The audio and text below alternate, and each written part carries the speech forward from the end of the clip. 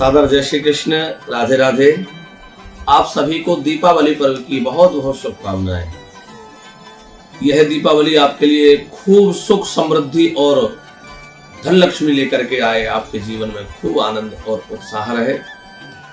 आज हम लोग बात करेंगे धन त्रयोदशी व्रत की कि धन त्रयोदशी की पूजा कब और किस प्रकार करनी है। दीपावली एक उत्साह का, आनंद के पर्व के साथ साथ साधना का पर्व भी है। इसमें भगवान लक्ष्मी नारायण की उपासना करनी चाहिए। दीपावली के 2 दिन पहले धन त्रयोदशी का व्रत होता है, धन त्रयोदशी की पूजा होती है। चूंकि दीपावली 5 दिन का पर्व है, धन त्रयोदशी, रूप चतुर्दशी, दीपावली, अन्नकूट और अन्नकूट के बाद भाई दूज, इस तरह से 5 दिन का यह पर्व है। तो इसकी शुरुआत धन त्रयोदशी अथवा धनतेरस से होती है। इस बार धनतेरस का जो पर्व है वह 23 तारीख को मनाया जाना उचित है। इस बार इस चीज को लेकर कुछ भ्रम बना हुआ है, क्योंकि 22 तारीख को भी त्रयोदशी है। 22 तारीख की शाम को 5:04 पर जो है त्रयोदशी लगी है।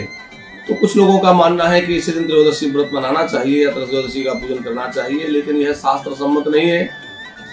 धनतेरस का व्रत शास्त्र के अनुसार 23 तारीख को मनाया जाना ही श्रेयस्कर है, क्योंकि प्रातः काल की बेला में सूर्योदय के समय जो तिथि रहती है वही विशेष रूप से ग्रहण होती है। लेकिन कुछ व्रत ऐसे हैं जिनमें सायंकाल की पूजा का विधान है अथवा रात्रिकालीन पूजा का विधान है, उनमें रात्रि व्यापनी तिथि को ग्रहण किया जाता है। तो धन त्रयोदशी जो है यह 23 तारीख को ही मनाया जाना शास्त्र सम्मत है। तो इस बार आप 23 अक्टूबर को धनतेरस मनाएंगे। साथ में ही लोग मानते हैं कि धनतेरस को कुछ बर्तन खरीदना, कुछ सामान खरीदना अच्छा होता है। ये ठीक है, एक सामान्य मान्यता है, लेकिन ये कोई शास्त्रीय बात नहीं है। शास्त्रीय प्रमाण यह है कि धनतेरस का व्रत क्यों मनाया जाता है, धनतेरस का पर्व क्यों मनाया जाता है। उसके पीछे कारण है कि जब समुद्र का मंथन हुआ तो भगवान नारायण ही अमृत का कलश लेकर के धनवंतरी के रूप में समुद्र से प्रकट हुए, महासागर से भगवान प्रकट हुए और भगवान धनवंतरी के रूप में प्रकट हुए अमृत कलश लेकर के। तो वह तिथि थी कार्तिक कृष्ण त्रयोदशी। उस दिन भगवान धनवंतरी प्रकट हुए, इसीलिए उस दिन से ही यह धन त्रयोदशी का व्रत और पर्व मनाया जाने लगा। तो इस दिन जो है भगवान धनवंतरी की पूजा करनी चाहिए, कुबेर की पूजा करनी चाहिए।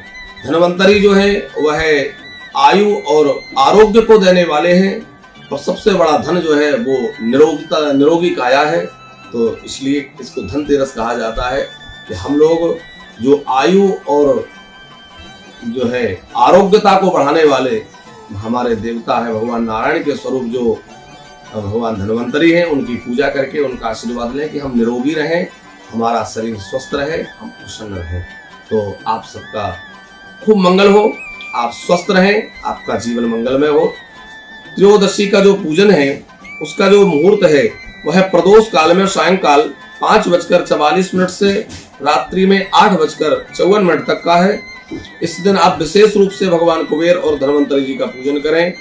और जो व्यापारी लोग अपनी गाधी लगाते हैं, गाधी का पूजन त्रयोदशी से ही प्रारंभ हो जाता है, तो उनको उत्तर दिशा में इस बार गाधी लगानी है। उत्तर दिशा उसके लिए प्रशस्त है और धन त्रयोदशी के दिन ही माने 23 तारीख को आपको गाधी लगानी है।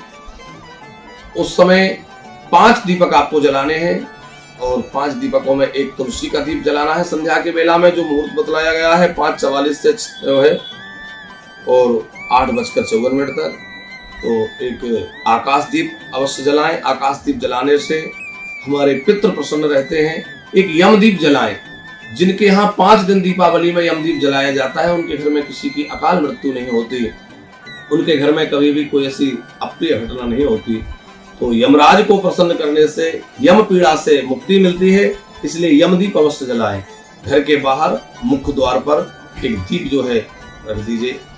घर में एक चौमुखा दीप जलाएं जिसमें 4 बत्तियां लगा करके तिल के तेल का अथवा शुद्ध देसी गाय के घी का आप एक चौमुखा दीप जलाएं, एक यम दीप जलाएं, एक आकाश दीप जलाएं, तुलसी मैया का दीप जलाएं और ठाकुर जी का। तो 5 दीप आपको दान करने हैं 5 दिनों तक।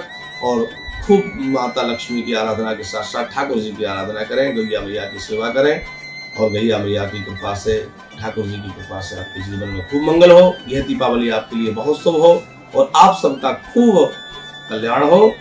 भगवान की भक्ति आपको प्राप्त हो। सादर जय श्री कृष्ण। राधे।